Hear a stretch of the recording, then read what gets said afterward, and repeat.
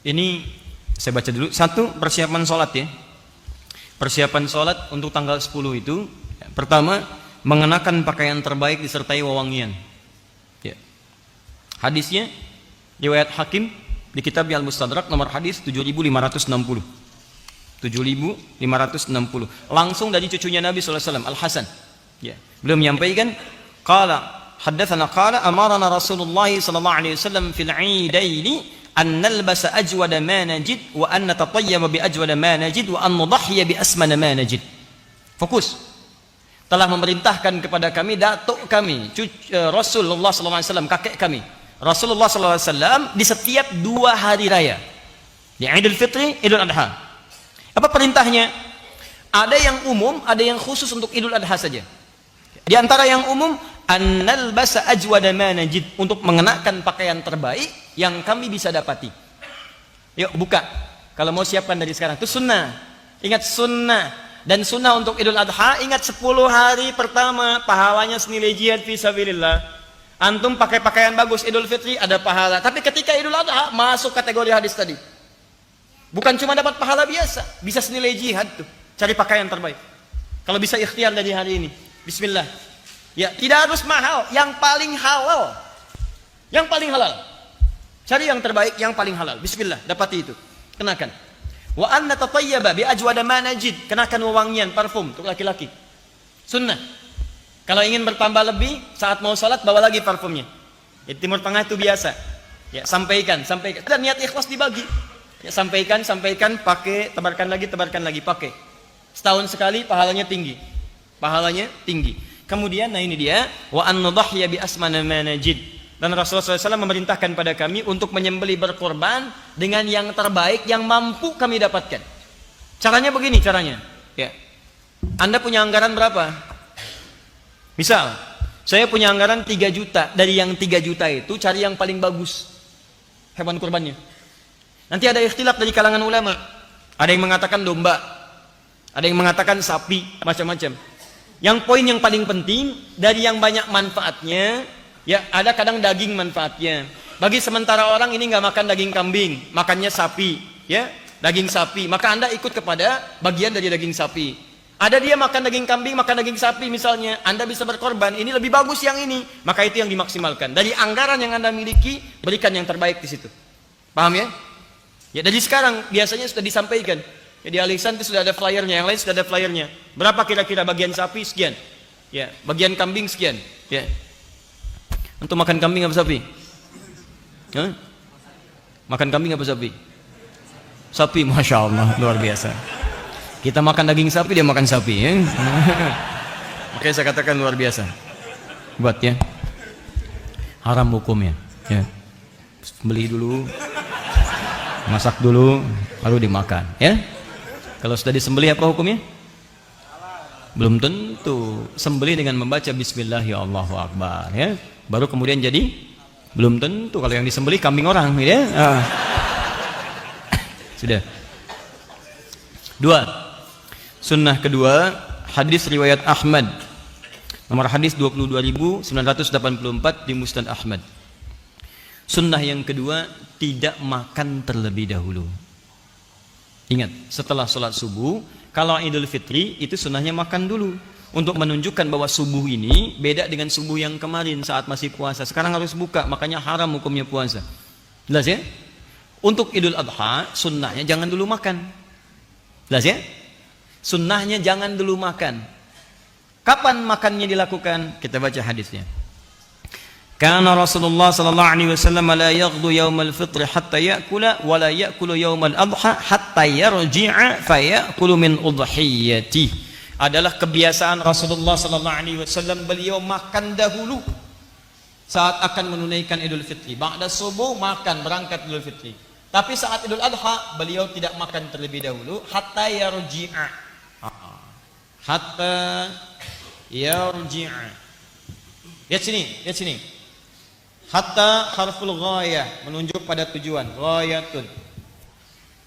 Ya. Misal, ana urid adhhab ila Jakarta hatta al-Istiqlal. Saya pengen pergi ke Jakarta sampai ke Istiqlal. Tujuan paling akhirnya Istiqlal. Jadi kalau sudah ada hatta, ini menunjukkan sampai ke tujuan. Ya. Sampai pulang, tujuannya ke pulang dari sholat id. Jadi kalau sudah selesai sholat, mendengarkan khutbah Idul Adha, Anda pulang. Baru sunnahnya Anda makan. Tapi ingat, yang paling menarik adalah dalam kalimat pulang itu diikutkan fi'il mudhari nih. Ini yang paling indah. Ada ya di depan kata kerja artinya. Ya rji'a, hatta yarji'a. Ya ini menunjukkan 3 makna, 3 arti. Kalau dalam bahasa Inggris present, continuous, dan future. Ya. Sekarang, kini, terus berlangsung, continuous, terus, atau future, yang akan datang. Kalau diartikan konteks ini, sampai pulang, bisa diartikan sampai pulang itu dalam konteks pakai ya ini, sekarang, sedang pulang. Maksudnya belum sampai rumah nih. Ya, di perjalanan misalnya Anda lapar. Kalau yang penting sudah meninggalkan tempat, di jalan Anda lapar, silakan makan. Kalau Anda sholatnya dekat rumah, komplek Al Ihsan ini, PTM, PJS, kemudian Greenview, sholatnya di lapangan depan sini. Begitu selesai nyampe rumahnya dekat. Tapi kalau antum dari Bekasi sholatnya di Istiqlal, ya belum tentu cepat nyampe rumah. Di jalan misalnya sudah terasa lapar, ya boleh antum makan di jalan, tidak ada masalah. Tidak ada masalah, silakan. Ya, jadi tidak apa-apa bekal misalnya di mobil, kemudian jangan makan dulu sampai selesai sholatnya, dengarkan khutbah idnya, pulang misalnya di jalan sudah mulai terasa. Ya, apalagi misalnya buka siaran radio, status sudah mulai muncul, gambar-gambar bertebaran, sedang makan ketupat, ya, dan sebagainya. Sementara Anda belum nyampe rumah. Ya, miss call sudah banyak, status sudah dibuat. Ketupat hari ini rasanya begitu pahat, ya kan? Antum belum makan, merasa nggak enak. Jangan tunggu sampai kemudian nyampe rumah. Boleh sekarang, silahkan nikmati. Yang penting status pulang. Udah selesai. Jelas? Di jalan boleh bekal. Ya, awas jangan dilarang. Anak-anak Anda mungkin ikut ke Istiqlal.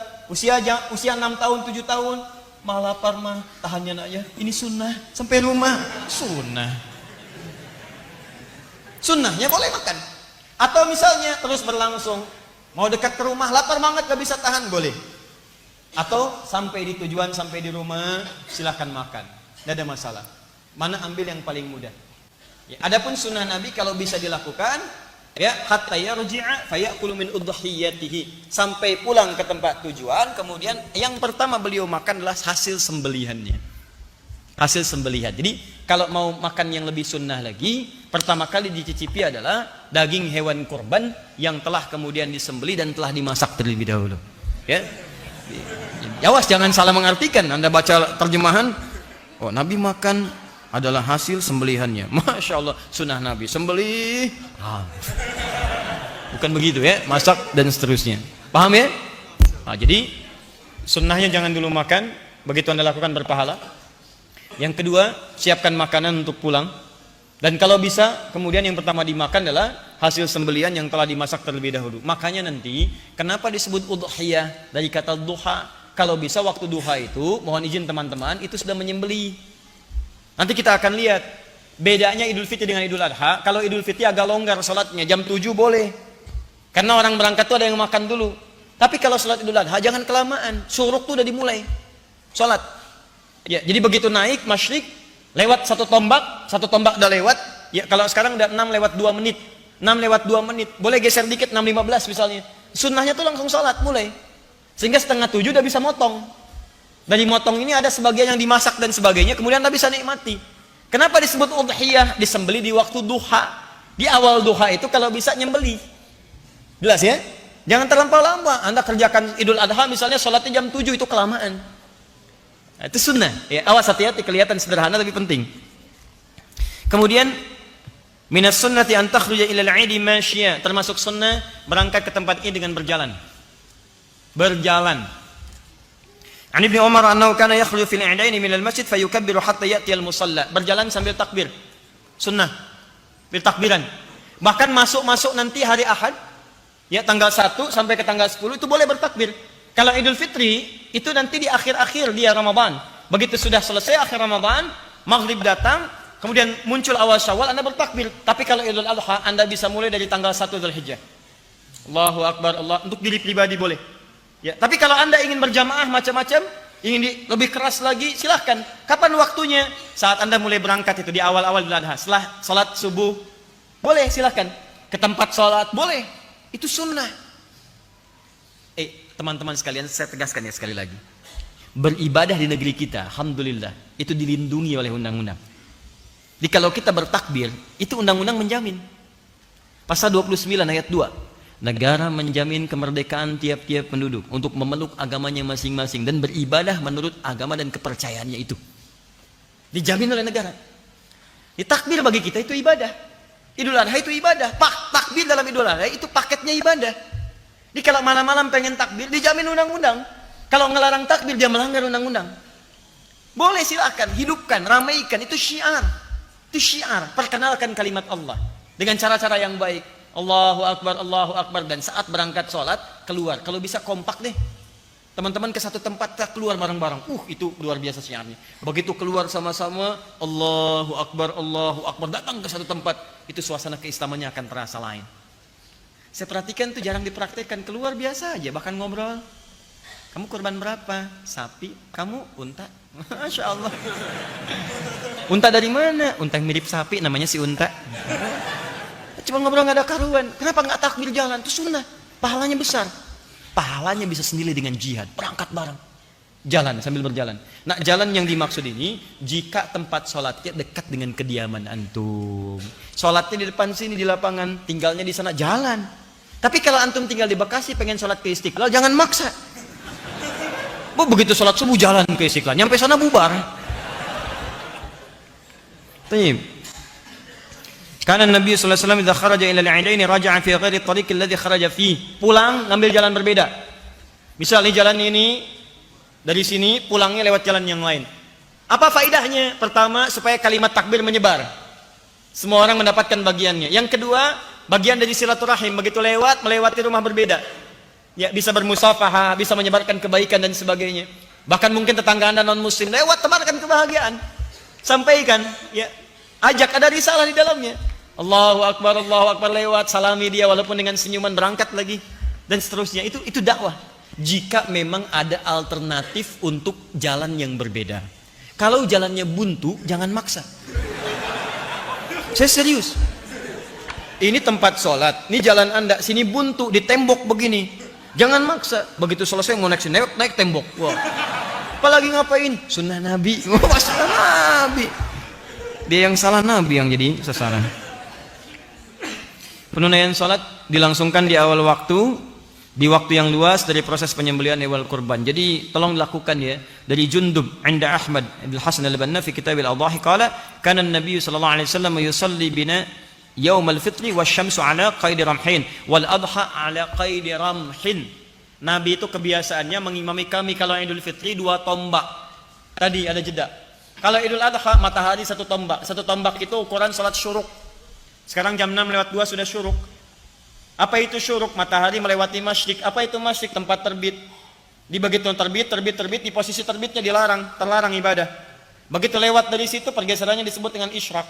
Posisinya disebut dengan syuruk. Kalau sudah syuruk, itu masuk awal duha. Nabi biasa mengimami di awal duha. Sunnah Nabi, Anda kerjakan persis seperti itu, pahala buat Anda. Jelas ya? Jadi kalau bisa teman-teman DKM untuk Idul Adha, berikan selebaran. Sampaikan kita akan sholat di awal waktu, lebih awal. 6:04 sholat. Selesai, khutbah nggak usah terlampau lama. Ya, 6:30, 6:45 selesai. Begitu selesai, sembelih. 7:04 sembelih. Jam 10 selesai, 11 selesai. Tuntas itu.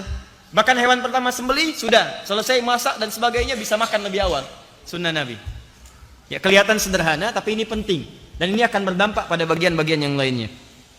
Dilangsungkan di tempat luas dan terbuka kecuali ada halangan, lapangan. Ya. Karena yang datang bukan cuma orang sholat. Perempuan-perempuan yang haid boleh datang. Walau dia tidak sholat. Maaf ya, walau dia tidak sholat. Kalau nggak punya jilbab, berikan. Bantu. Saya bacakan hadisnya. An Abi Sa'id al-Khudri radhiyallahu ta'ala anhu qala kana Rasulullah sallallahu alaihi wasallam yakhruju yawmal fitri wal adha ila al-musalla fa awwalu shay'in yabda'u bihi salat thumma yansarif fa yaqumu muqabila an-nas wan nasu julusun 'ala sufufihim fa ya'idhuhum wa yusihim wa ya'muruhum fa in kana yuridu an yaqta'a ba'than qata'ahu aw ya'muru shay'in aw amara bihi thumma yansarif. Pertama, Nabi senantiasa memimpin masyarakat menunaikan sholat, itu tidak banyak bertele-tele. Ya, mengumumkan, iya sholat, berangkat ke musalla. Musalla itu tempat lapangan luas. Kalau ada kendala, hadis berikutnya dari Abu Hurairah, seperti hujan dan sebagainya, diarahkan ke tempat kemudian yang ada naungannya, seperti ke masjid dan sebagainya. Ingat, yang disebut musalla itu tempat luas. Kalau masjidnya lebih luas daripada lapangan, sholatnya di masjid. Misal Masjid Nabawi, Masjid Nabi, lebih luas dari lapangan di sana, maka sholatnya di masjid. Masjid Al-Haram lebih luas dibandingkan dengan lapangan yang ada, sholatnya di situ. Kalau masjid antum tidak menampung jamaah, ya terlebih ada kalangan yang tidak sholat misalnya yang lain, maka lapangan digunakan. Tapi kalau hujan, maka kembali beralih ke masjid. Jelas? Kemudian Nabi melangsungkan khutbah, kalau ingin memerintahkan sampaikan perintah. Kalau ingin menegaskan larangan, sampaikan larangan, tidak bertele-tele. Setelah selesai beliau tutup dengan salam, kemudian tutup dengan doa, selesai itu baru kemudian bergegas untuk menunaikan penyembelihan. Tahan. Memasang sutrah depan imam ya. Ingat, depan imam sebagai gambaran saf yang tidak boleh dilewati, itu sudah pernah saya terangkan. Sunnah bersedekah boleh. Ya, sunnah bersedekah. Jadi kalau ada nanti dalam konteks Idul Adha, sebelum sholat atau setelah sholat, Anda ingin edarkan kotak infak, itu boleh. Sunnah bersedekah. Ya. Hadis yang disampaikan dari Ibnu Abbas radhiyallahu taala anhuma. Ya. Thumma atan nisa wa ma'ahu Bilalun fa amarahunna bis sadaqah fa ja'alatil mar'atu tulqi kharsaha wa tulqi sikhabaha. Dalam konteks kemudian beliau berkhutbah, ya, ada dalam keadaan tertentu Bilal diperintahkan untuk berputar mengumpulkan sedekah. Ya. Maka ada kemudian yang mengumpulkan dengan antingnya, ada pula memberikan kalungnya. Jadi perempuan-perempuan ada yang sampai bersedekah pada saat itu. Jadi sunnah boleh. Dalilnya kalau ada yang bertanya kenapa ada yang sebelum sholat lewat pakai kantong, ada yang pakai kotak, ya, jalan begini. Itu bukan mobil-mobilan tuh, ya, jalan geser-geser, bukan begitu. Itu sunnah, ya. Jadi dari sekarang siapkan, boleh Anda kemudian isi. Saya agak cepat di bagian yang terakhir. Maaf, penulaian salat Idul Adha tidak diawali dengan adzan maupun iqamah. Jangan terlampau soleh, ya. Jadi nanti pas bangun salat nggak usah adzan, nggak usah qomat. Termasuk kalau salatnya ditunaikan di lapangan, itu tidak ada tahiyat lapangan. Ingat, tidak ada tahiyat lapangan. Yang ada tahiyatul masjid. Ya, kalau di masjid silakan tahiyatul masjid, tapi kalau di lapangan tidak perlu tahiyat lapangan. Ya, jelas ya? Jadi duduk saja, datang langsung duduk. Jelas, kalau ada kotak langsung isi untuk sedekah. Tanya.